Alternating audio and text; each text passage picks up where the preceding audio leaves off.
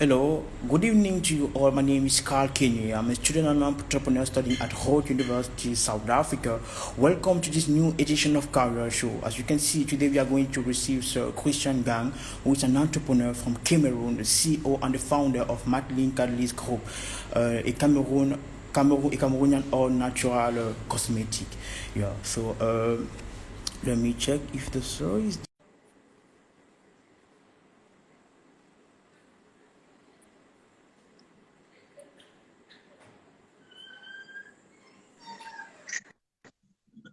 Hello. Hello, how Yo, are you doing? good evening to you, sir. Good evening. Yo, welcome on Career Show. Thank you, thank you, thank you Okay, for inviting me. okay. So before you were coming, I was trying to tell to those that are listening to us, who are you? But if you mind, present yourself in your own way, or if I may ask, who is a Christian guy?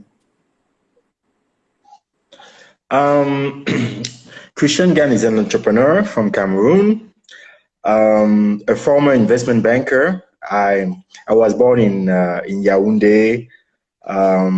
Then after high school, I went to France, studied finance, financial engineering, and started working in the investment banking industry in the mergers and acquisitions field.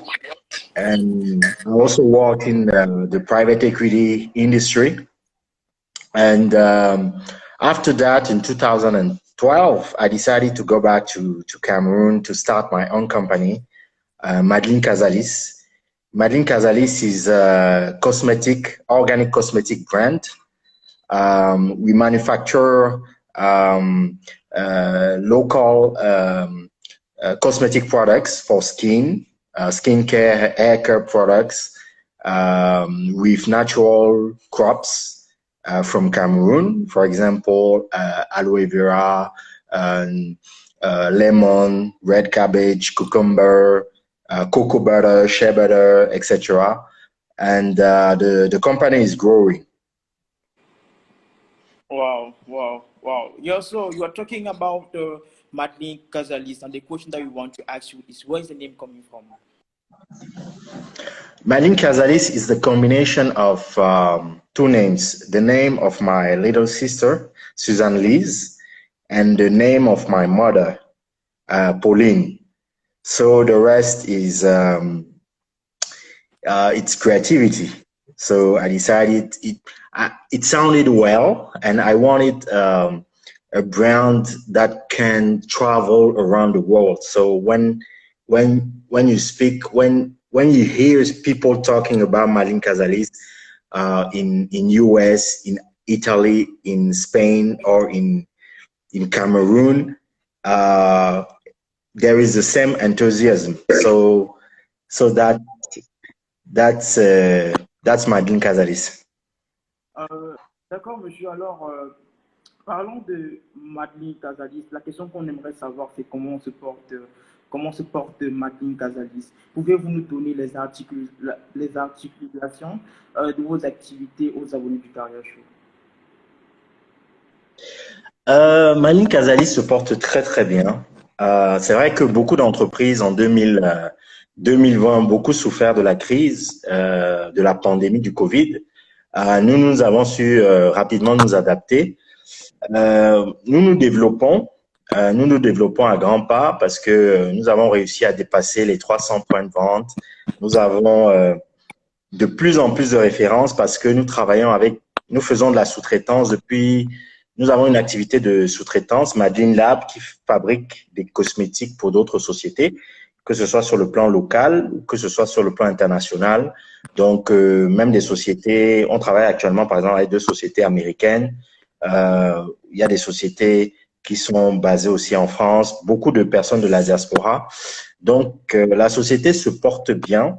Nous avons, comme n'importe quelle entreprise, entrepris comment dire, des petites modifications sur le plan stratégique, pas des modifications, des adaptations stratégiques pour pouvoir ne pas être affecté justement par la crise. Nous avons eu à sortir l'année dernière un gel hydroalcoolique, voilà, qui a bien marché.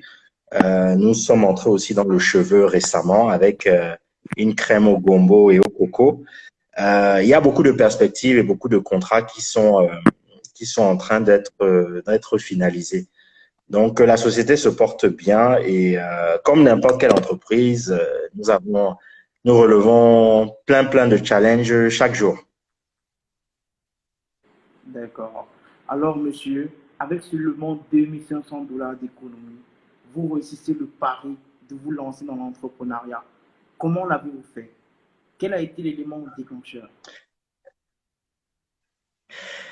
L'élément déclencheur, bon, la première chose, c'est que j'avais vraiment, moi, j'aime ce que je fais à la base. Moi, je suis ingénieur financier. J'aime la finance, j'aime le développement d'entreprise. Et moi, j'aimais mon métier. Mais j'étais arrivé à un point où je me disais, c'est bien de travailler pour les gens, mais c'est encore mieux de travailler pour soi-même et encore mieux de travailler pour son pays et pour son continent. Donc, je voulais apporter ma pierre à l'édifice.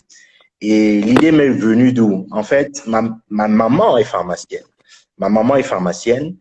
Moi, avec mes compétences en finance, en management, j'ai elle fabriquait des petites lotions artisanales dans son officine il y a plus d'une dizaine d'années. Et je trouvais que sa clientèle aimait bien ces petits produits, mais ces produits avaient besoin d'être peaufinés, d'être améliorés. Et je pense que je suis venu apporter justement cette touche et j'ai décidé d'en faire une entreprise. Qui n'était que quelque chose d'artisanal, j'ai décidé d'apporter la pierre à l'entreprise et aujourd'hui, nous en sommes là. Et en fait, pourquoi 2500 $? En fait, je sais que le dollar fluctue, c'était à peu près quoi? 1 million, 1,5 million, je crois, ou 2 millions avec lesquels j'ai démarré. C'était essentiellement des économies parce que je travaillais dans une industrie très rémunératrice, dont j'ai mis un peu d'argent de côté. Mais en réalité, les premiers sous que j'ai mis dans l'entreprise, c'était essentiellement pour le dépôt de ma marque.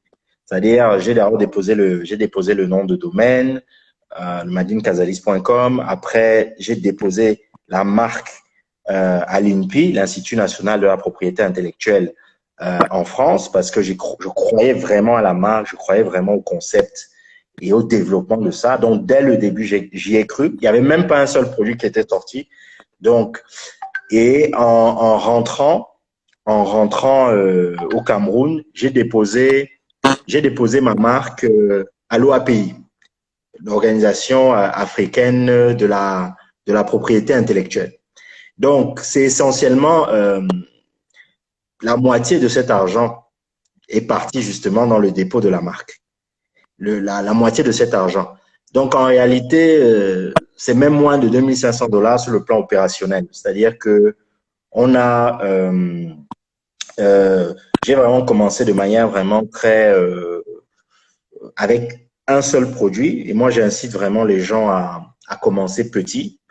Moi, qui ont tendance à vouloir tout faire tout de suite et se dire, ah, on va être L'Oréal, en une année, on va conquérir le marché. Mais c'est pas comme ça qu'il faut réfléchir. Faut commencer petit. Et il y a une marque avec laquelle notamment on travaille aujourd'hui. Ils ont un seul produit et elle cartonne aux États-Unis. Et donc, on a commencé avec un produit, donc une lotion anti-acné à l'aloe vera, qui a tout de suite fonctionné. C'est-à-dire le premier mois d'exploitation, j'ai fait 500 000 francs CFA. Je savais pas que le produit n'était pas parfait, le produit n'était pas, voilà, mais les gens ont apprécié les effets du produit. Et c'est là que je me suis dit qu'il y avait quelque chose. Quand je suis rentré au Cameroun, on m'a proposé, j'ai passé des entretiens aussi, éventuellement pour du boulot, on ne sait jamais. Et on m'a fait des offres à Douala pour travailler dans des petites structures, des banques d'affaires, etc. Et j'ai dû décliner les offres parce que j'ai vu l'opportunité que j'avais de travailler à mon propre compte. Je n'allais pas être millionnaire ou milliardaire au tout début, mais au moins, au moins j'ai vu vraiment le potentiel et c'est pour ça que j'ai décidé de me jeter à pieds joints. Voilà. Wow. Wow. So, sir, talking about finance, did you benefit from support through your entrepreneurship journey? Sorry? I mean, talking about finance, did you benefit from support through your entrepreneurship journey, maybe for the government, maybe for private institution? Oh, yes, I had I had support, but at the beginning, it was only money from savings. At the beginning, it was money from savings. Then I had investors. I had small investors. My first investor came in 2015. I I a company from South Africa. You are in South Africa, right? From South Africa, invested $20,000 in my company for 5% stake of the company. So that was my first investor in 2015. So it helped me to buy some small equipments so we can increase the production. So that was my first investors. Then I had some small support, some loans from friends, and but essentially it was from personal savings. And today I own more than 80% of my company. So that's it. Wow, wow. So, sir, talking about support, many entrepreneurs think that the best support in entrepreneurship is networking. What do you think? And how do you think we can develop our network? Our network is very important, and network it's infinite and it's everywhere. College, university, from your previous jobs, your entourage, your neighbors, your family. Network is everywhere. And it's very, very important. So that's why you need to keep your relationship tight. You need to talk to people. You need to go to events. You need to give cards, to take cards, to call people, and to get news from people. It's very, very important. You need to you don't just need to take cards and and make a collection. You need to interact with people. You need to go out for dinner. You need to go out for a drink. Talk about uh, how is your business, etc. So I knew it was very important from day one, and I also did I went to business schools. So especially in France, business school. When I did EM Lyon business school, I saw the big difference between business schools and universities in France. Um, the network is huge and very important. And when I raised funds for the first time for my company, it was network. It was from a friend I met when I was at the Sorbonne. Um, he's now working in London. He called me and he was he talked to me about a new investment fund for young entrepreneurs in South Africa, and um, he wanted me to apply, and I applied, and we were thousands and thousands, and they only invested in 5 companies. So network is important. Wow, wow. So, sir, before we proceed, I would like to ask if you have any questions, please just put it in the comment or in the chat box. Si vous avez Et n'importe quelle question, mettez-les en commentaire. Merci.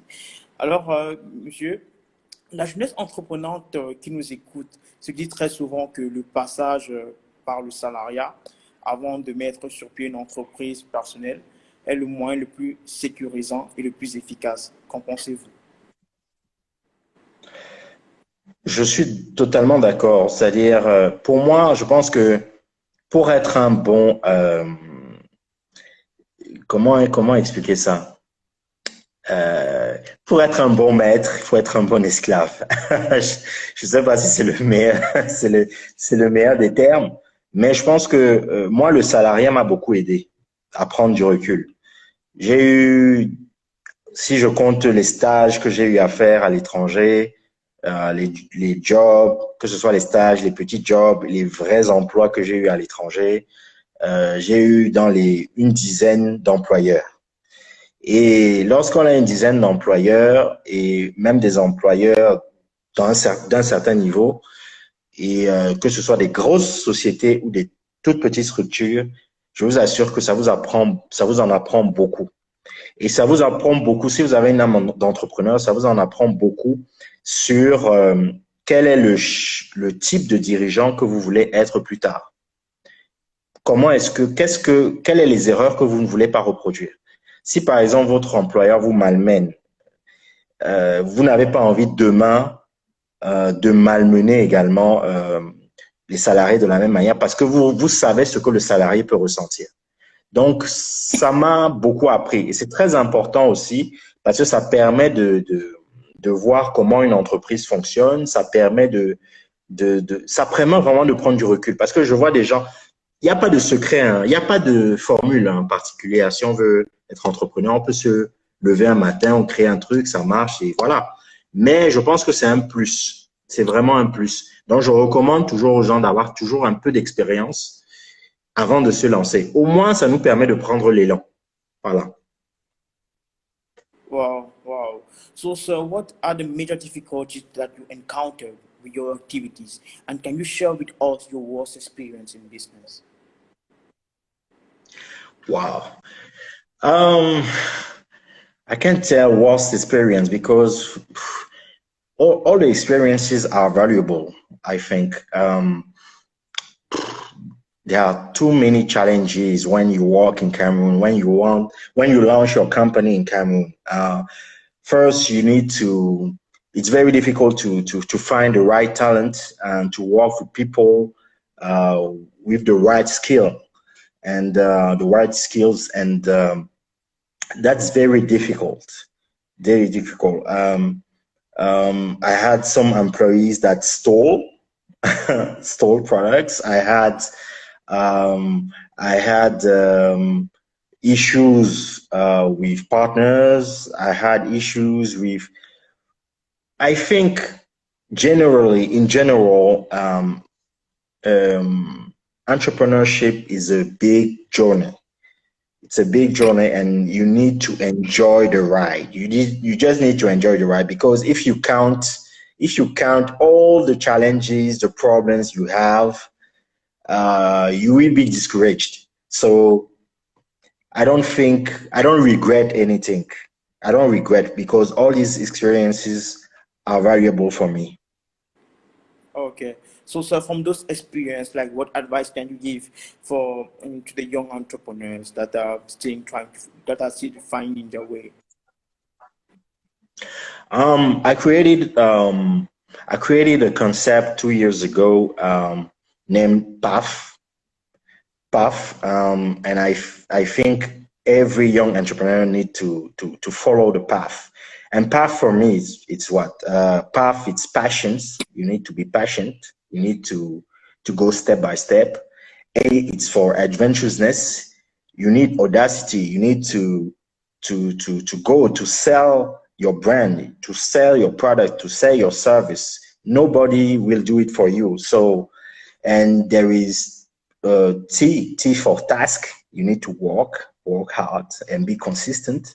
And H for humility. Humility because you need to learn every day from other people. Um, People did what you do before, and you need to learn from them. You need to listen. You need read a lot, and that's an advice I can give to young entrepreneurs. Ok, ok. Alors, monsieur, tout en saluant la vision que vous prenez, notamment celle qui consiste à mettre sur pied des produits naturels pour prévenir les Africains du danger que représente le blanchissement de la peau, nous aimerions savoir si vous avez une réelle impression que votre message passe. Oui, je pense que c'est un travail de longue haleine, hein. Effectivement, lorsqu'on on se lance avec une ambition risquée parce qu'on se lance dans un marché où tout le monde fait des produits éclaircissants et dépigmentants. On se lance dans ce type d'environnement et il y a des gens qui nous disent non, n'y va pas, pourquoi tu ne fais pas des produits décapants, pourquoi tu ne fais pas des produits, c'est ça qui passe, etc. Et nous, on garde notre cheval de bataille. Et je savais que le chemin serait long et il est toujours aussi long. Et lorsqu'on est justement sur une niche, il faut pouvoir justement tenir ses engagements et tenir justement ce pourquoi les gens nous font confiance. C'est pourquoi il a fallu beaucoup d'éducation. Lorsqu'on a commencé à vendre les produits, il a fallu beaucoup parler à notre clientèle et leur dire que, écoutez, ce sont des produits naturels, ce sont des produits, nous ne faisons pas dans les produits décapants. Tous nos flyers avaient ça en dessous, c'était écrit non à la dépigmentation volontaire de la peau. Ça veut dire déjà qu'on s'adressait à une certaine clientèle. Et on faisait également de la sensibilisation. Et le temps a passé, 9 ans après, nous voyons déjà les effets. Bien sûr, nous ne sommes pas les seuls à avoir, à avoir contribué justement à essayer de faire changer les mentalités. Il y en a d'autres. Et il y a un environnement structurel, réglementaire aussi qui évolue. Par exemple, au Sénégal, à un moment, on a interdit de défiler les filles qui se décapaient. En Côte d'Ivoire, il y a des lois qui sont sorties pour interdire l'hydroquinone et certains produits décapants. Au Rwanda, c'est interdit, etc. Donc, il y a un cadre réglementaire aussi qui évolue. Il y a un développement aussi de la culture napi. Il y a pas mal de choses. Il y a un retour aussi aux sources, à l'identité africaine, qui fait que beaucoup de gens réalisent. Et il y a la crise économique aussi, hein, c'est-à-dire, j'oublie ça, c'est-à-dire, c'est plus facile de se raser les cheveux et de sortir que d'aller acheter des messes brésiliennes qui coûtent, voilà, non, soyons un peu clairs. Et voilà, il y a plein de facteurs exogènes aussi qui ont contribué à ça. Et en plus de ça, il y a des acteurs, j'en fais partie. Il y en a d'autres aussi, voilà, qui en font partie et qui ont contribué justement à éduquer.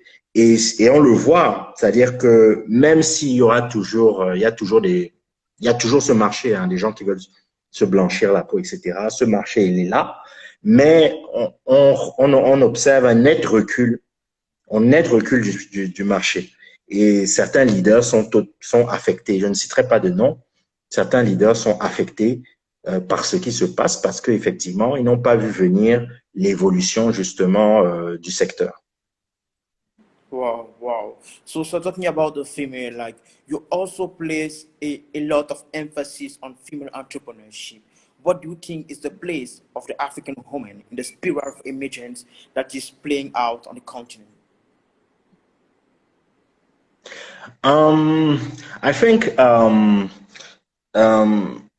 for a long time, a lot of women lost their self-confidence, and today a lot of women, more and more women, are willing to magnify Black beauty, and we tend to magnify Black beauty, and we saw new stars emerging like Lupita Nyong'o in US, for example, other big actresses with their natural hairs, and it's more and more common. So I think Black women are beautiful. All the women are beautiful, and Black women are beautiful, and they need to gain self-confidence. And but I think there is a good image. Recently, We had, sorry, I forgot her name. The new CEO of the trading organization, the Was World Trading Madame Organization. Okonjo Exactly, Noëlla. exactly. Who is a very, um, who is a very beautiful and intelligent woman. And it's very, it's our time. It's our time right now. So we have, I think it's time for Africa right now. Wow, wow. Alors, Monsieur Christian, Covid-19, dites-nous, comment avez-vous vécu ou même comment le vivez-vous vu qu'il y a annoncé de part et d'autre dans le monde l'arrivée de plusieurs variants? Avez-vous vraiment subi les impacts graves au niveau de vos activités?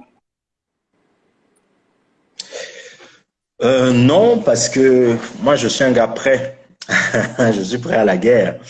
Donc, des impacts, forcément, hein. Tout le monde a été impacté d'une manière ou d'une autre, positivement, négativement, surtout négativement. Comme je vous l'ai dit, la recette, c'est là pour moi, hein, pour les jeunes entreprises, c'est la flexibilité. Une entreprise, justement, une bonne entreprise doit être flexible. Et justement, ce genre de crise révèle aussi les entreprises qui ont beaucoup de lacunes, qui ne sont pas très solides. Parce que les entreprises qui ne sont pas très solides, dès qu'il y a un petit vent, elles s'écroulent parce qu'elles surfent justement sur peut-être du fake ou bien elles surfent un peu sur seulement du buzz, etc. Non, nous avons été flexibles. Bien sûr, nous devons être flexibles, que ce soit sur le plan salarial, que ce soit sur le plan de l'organisation, de l'outil productif, que ce soit sur le plan des références que nous sortons, etc., des rapports que nous avons avec certains distributeurs. En fait, c'est l'agilité qui nous a permis de rester toujours, toujours droit dans nos bottes. Mais je connais plein de jeunes sociétés qui ont disparu tout simplement, qui ont disparu, qui ont disparu de la circulation. Il y en a plein. Si vous faites des recherches, vous verrez qu'il y en a plein dont vous n'entendez plus parler. Voilà, c'est la crise, etc. J'ai pas honte de le dire, écoutez, que le meilleur gagne. Mais chacun a sa place sur le marché, chacun, voilà. Mais nous avons réussi à nous adapter parce que nous sommes aussi sur un segment particulier, nous sommes sur une niche et nous faisons aussi de la distribution sélective. On vend nos produits d'une certaine manière et nos clients nous connaissent aussi pour vendre un certain type de produit d'une certaine manière. Donc, on ne se disperse pas. Je crois que c'est la raison pour laquelle nous avons réussi à passer cette crise.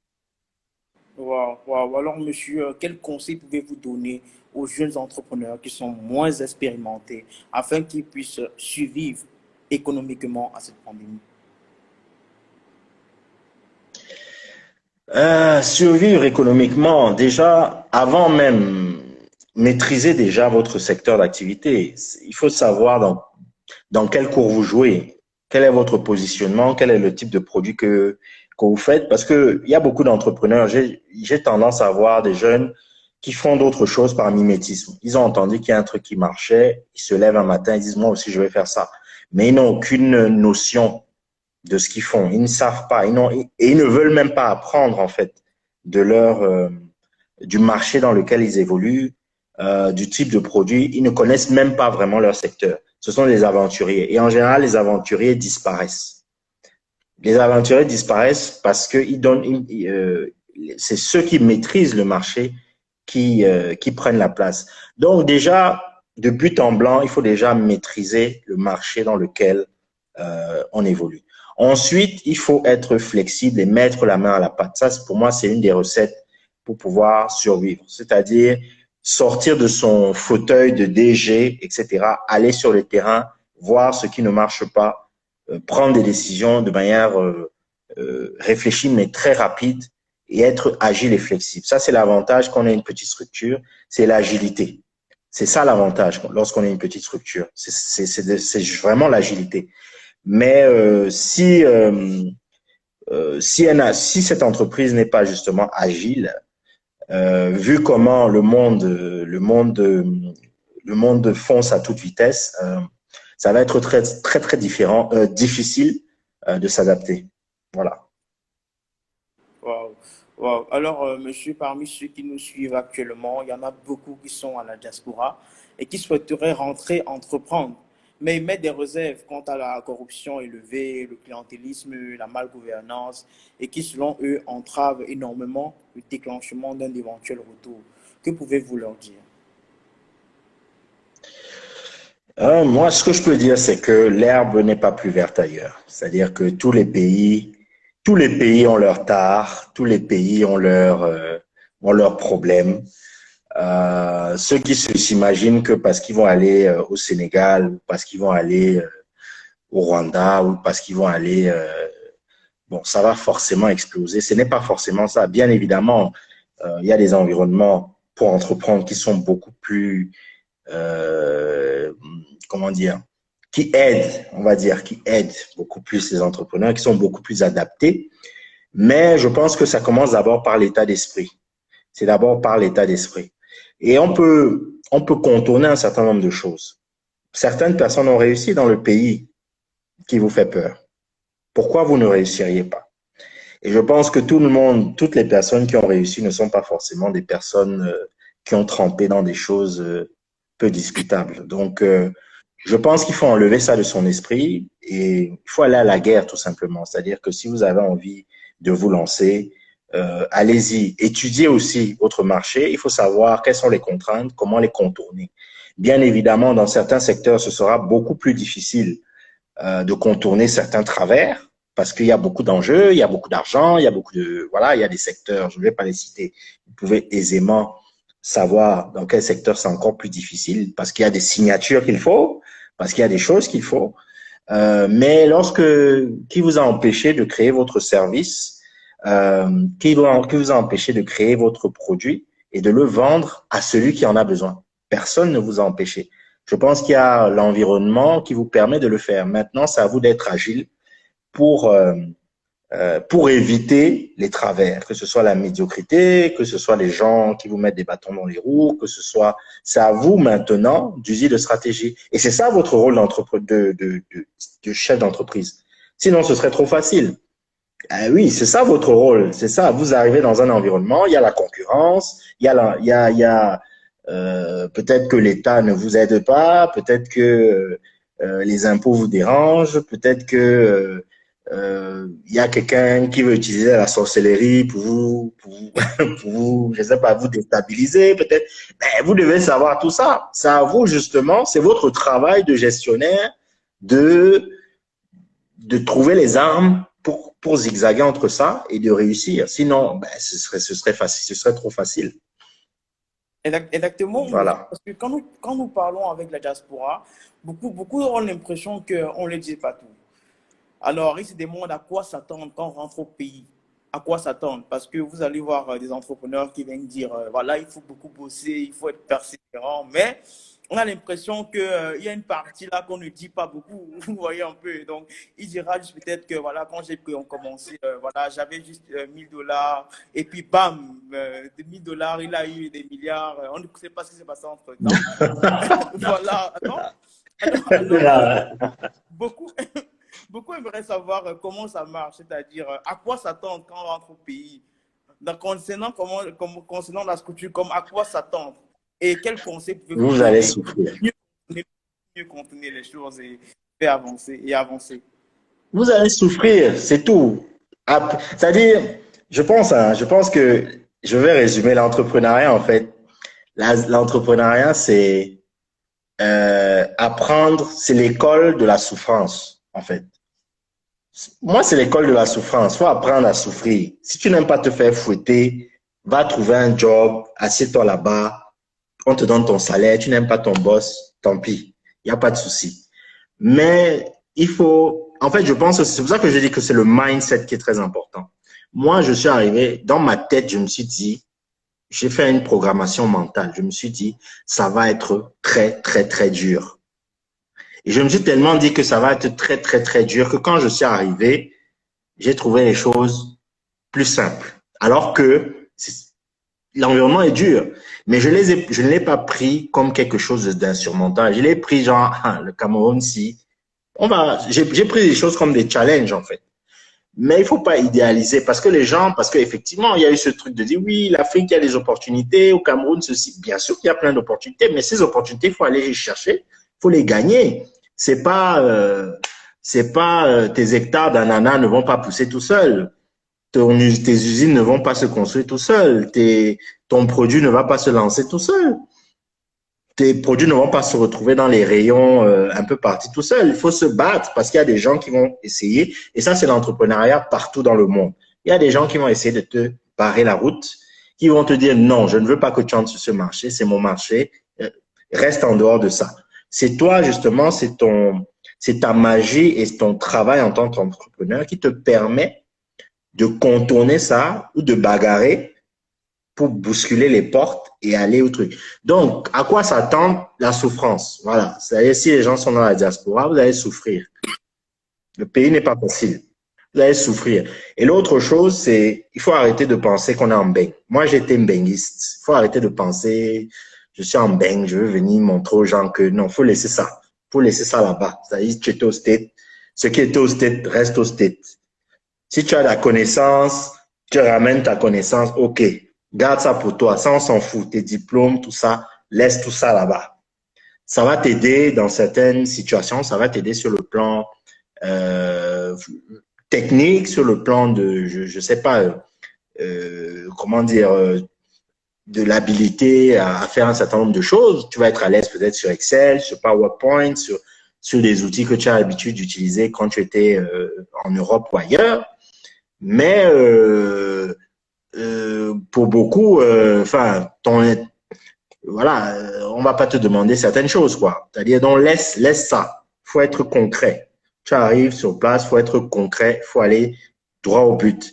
Garde l'avantage que tu peux avoir, c'est de rentrer avec des skills, des connaissances qui te permettent de prendre du recul sur ton propre business, mais pas des skills qui vont t'aider à impressionner d'autres gens. Parce qu'en réalité, les gens s'en foutent. Il faut savoir que il y aura plein de gens médiocres qui vont faire des milliards, qui vont faire des centaines de millions, qui n'ont rien fait du tout.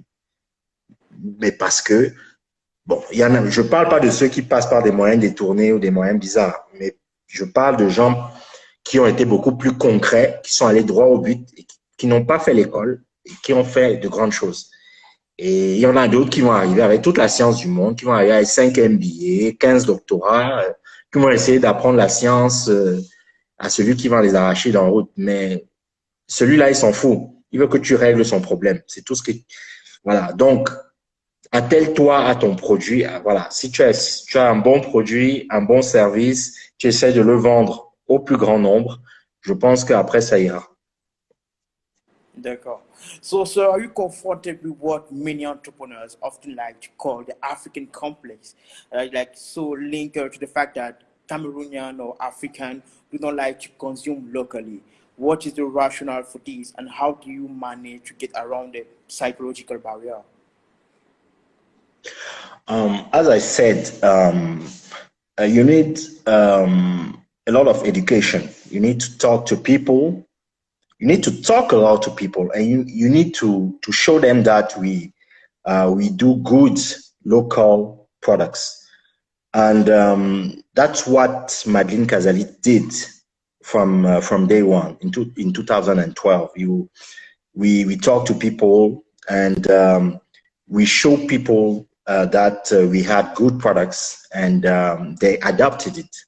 They adopted the product, and gradually we got fans, and people were convinced. You need to convince people to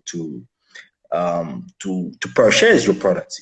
You don't just need to say to tell them yes, it's made in Cameroon. You need to have a good product, and that's when your experience is important. If you had an experience abroad, in France, in Canada, in US, for example, you can take this experience and you can adapt it locally. So So that's the only way, education, and show them that we have good local products.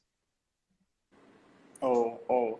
So, do you think that the breaking up of borders between African countries in order to promote the free trade exclusively on the continent would be a considerable asset for development? Of course, it's it's a huge um, it's a huge gap that will be uh, completed. It's a good way because we need to trade with our neighbors. We need to trade. We have a lot of barriers. Even if you want to sell products in Gabon, in Gabon, in Nigeria, etc., it's very difficult. So the opening the barriers is it's a good thing for all the small companies around Africa because we can specialize in in the products we do, and we open the market. When you see European Union, 80% of the trades, it's between the countries in the European Union. So it's a it's a good opportunity for small African companies. Wow, wow. Alors, monsieur, quand nous voyons votre structure, on a l'impression que, restons dans le cadre du Made in Africa ou le Made in Cameroun, que vous en sortez en quelque sorte. Alors, il y a beaucoup de jeunes entrepreneurs qui essaient également de se lancer dans le Made in Cameroun. Voilà, beaucoup ont du mal à gagner le marché ou à trouver leur place parce qu'ils trouvent que la matière première leur revient un peu plus cher. Et du coup, le prix de leurs produits sont un peu plus coûteux par rapport à des produits importés. Alors, quel conseil pouvez-vous donner à ces entrepreneurs? Euh, changer de business. Ben voilà, changer de business. Enfin, si vous n'arrivez pas à vendre votre produit, c'est que vous avez fait un mauvais positionnement. C'est-à-dire que si par exemple votre produit coûte 10 000 francs et vous vous adressez à la masse et que le produit importé, lui, le produit français, le produit italien, etc., lui, coûte 2 000 francs et il s'adresse au même public, c'est que vous n'avez rien compris à votre business. Donc, changez de business. Parce que si vous n'êtes pas à 2 000 francs, on va dire, on est même gentil, 2 500, ben écoutez, vous allez disparaître tout simplement. On ne va pas vous regarder dans les rayons parce que vous avez fait un mauvais positionnement, vous ne vous adressez pas à la bonne cible. Maintenant, si vous vendez à 10 000 francs et que, bon, c'est un produit peut-être pour les upper middle class ou middle class, ok, mais ne sortez pas un produit sans avoir fait une étude au préalable. Et j'ai déjà vu ce problème plusieurs fois à certains jeunes que j'ai eu à mentorer. Les gens sortent juste des produits, disent ah non ça marche, oh les cosmétiques ça marche, ah les épices ça marche, ah le je sais pas quoi ça marche, je veux aussi faire. Mais et la personne fait et elle se retrouve face à ces problèmes sur le marché. Elle dit mais j'arrive pas à vendre, on me dit que c'est trop cher, on me dit que c'est ceci, on me dit que c'est ceci, mais la personne n'a pas fait son travail. Son travail d'abord c'est de savoir à qui je crée un produit, à qui je m'adresse. Et si je m'adresse à telle personne, quel est le prix auquel la personne à qui je m'adresse est prêt à l'acheter. Si dès le départ, l'entrepreneur est incapable de déterminer même ça, c'est mal parti. La personne va se casser la gueule. Donc, en fait, il faut savoir quel est son positionnement. Voilà. Maintenant, quand on se lance, il faut aussi savoir quelles sont les contraintes. Lorsqu'on se lance, que ce soit dans l'agro-business ou dans certaines choses, pourquoi il peut y avoir un décalage, même par rapport à d'autres industriels locaux? Pourquoi l'industriel local, lui, va vendre son sachet de tomates à 50 ou à 100 francs et toi, avec toute la force du monde, tu n'arrives pas à vendre en dessous de 500, tu n'arrives pas. Pourquoi? Parce que lui, il a l'outil productif, parce que lui, il a des économies d'échelle, lui, il achète en gros, ses machines tournent depuis des années. Donc, il arrive à baisser les coûts, il arrive à négocier de la matière première au rabais, il arrive à faire tout ça. Il a aussi cette expérience. Donc, il a un réseau de distribution fort, il peut avoir des marges très faibles. Il peut même faire du dumping, ce qui est interdit lorsqu'on fait du commerce, c'est-à-dire il va parce que lui, ça va rien lui faire, parce que lui, il va te couler. Il le fait, toi, tu es là à essayer de vendre ton truc à 500, tu vas mourir parce que tu n'as pas l'outil productif. C'est à toi de bien te positionner et de savoir est-ce que ça vaut le coup.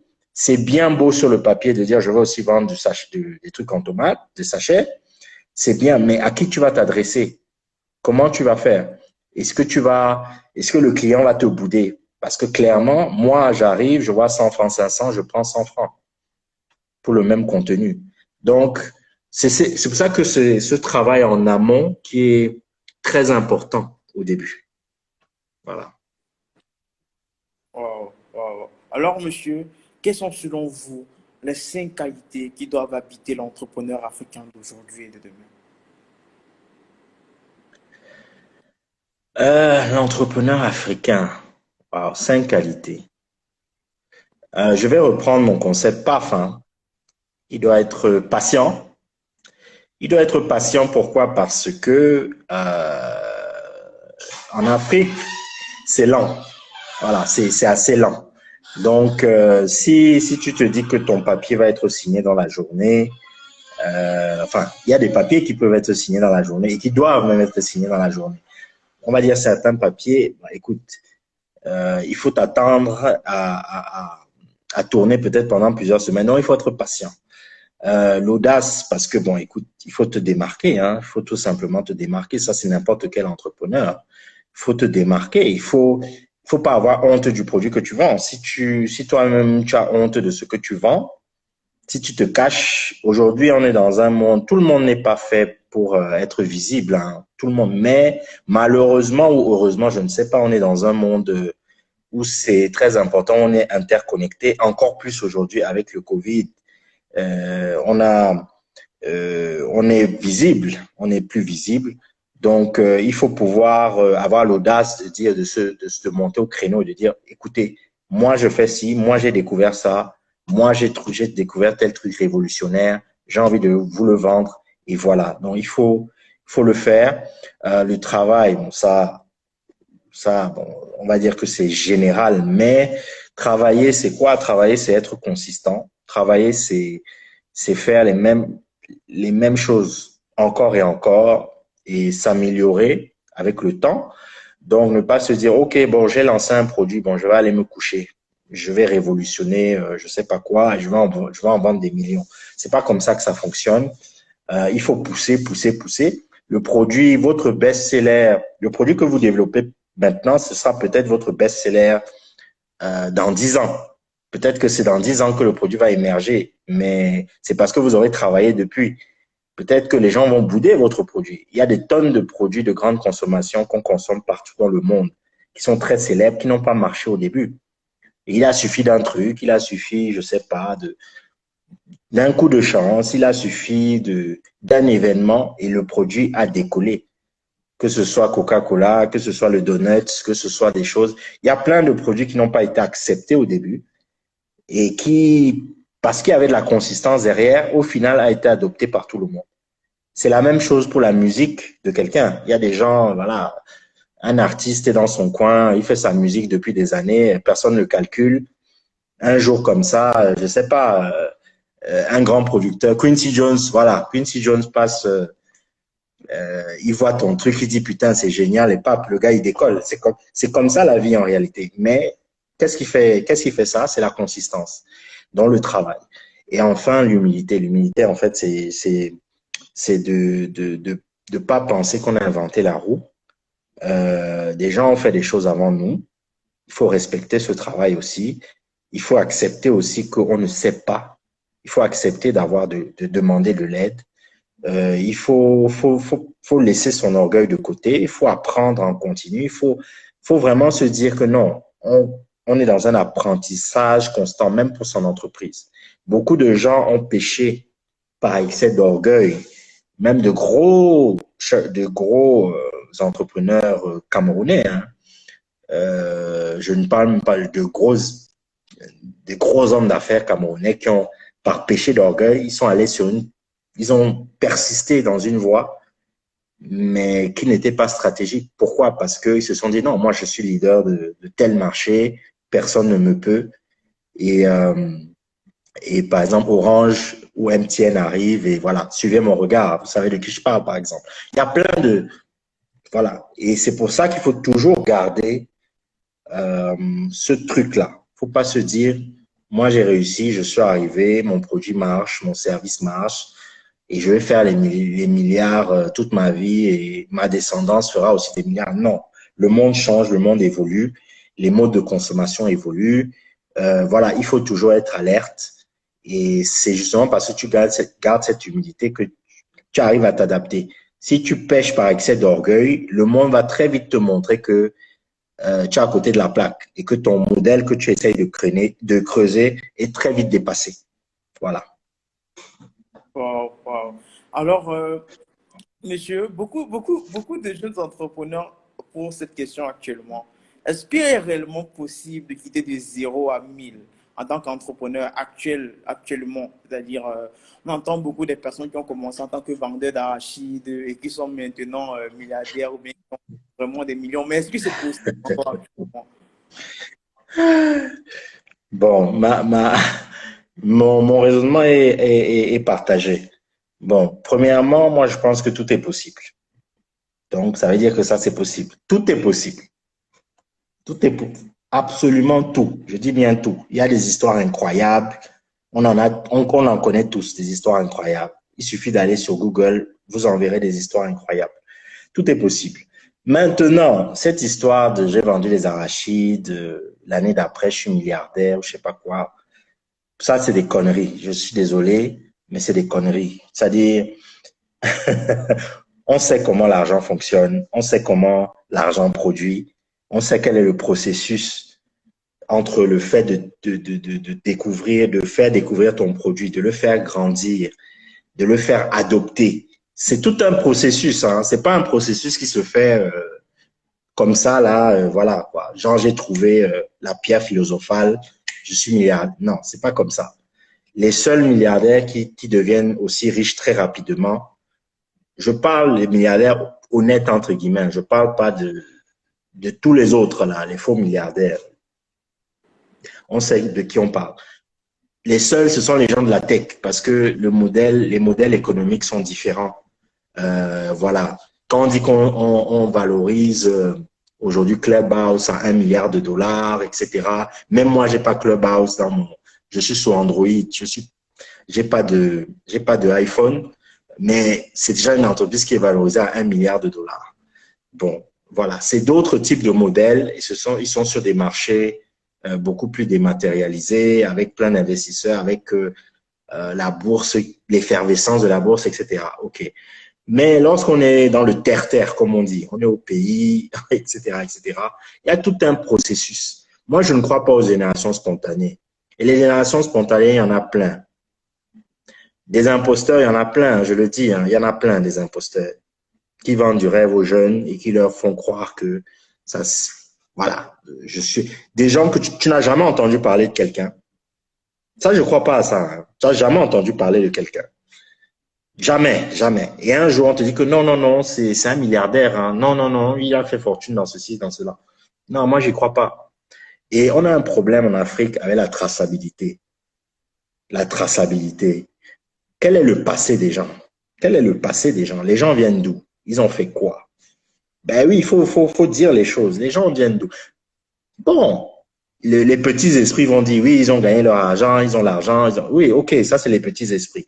Mais si on veut vraiment parler de processus, parce que si on parle d'éducation et d'apprentissage, le but, ce n'est pas de mentir aux jeunes. Le but, c'est que un jeune aussi puisse se développer, avoir des modèles, travailler de la même manière, utiliser un certain nombre d'outils pour pouvoir aussi grandir.